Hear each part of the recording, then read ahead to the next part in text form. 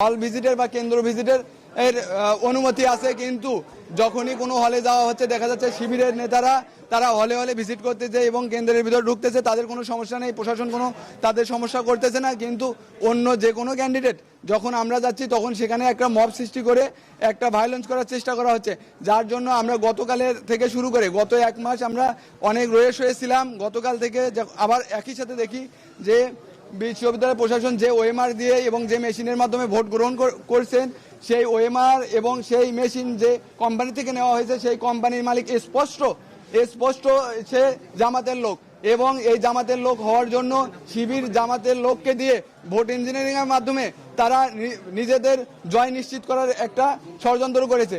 যার জন্য সবকিছু মিলিয়ে আমরা দেখলাম যে জাহাঙ্গীরনগর বিশ্ববিদ্যালয়ে ৩৩ বছর পরে যে নির্বাচনটা হচ্ছিল সেই নির্বাচনটা আসলে সাধারণ শিক্ষার্থীদের মতের কোনো প্রতিফলনই ঘটবে না।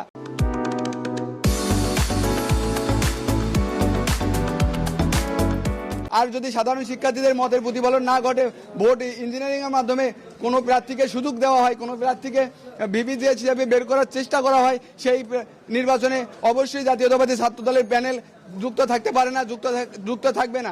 আমরা যার জন্য এই অসঙ্গতিগুলো স্পষ্ট তুলে ধরে আমরা এই ভোটকে এখনই বর্জন করলাম।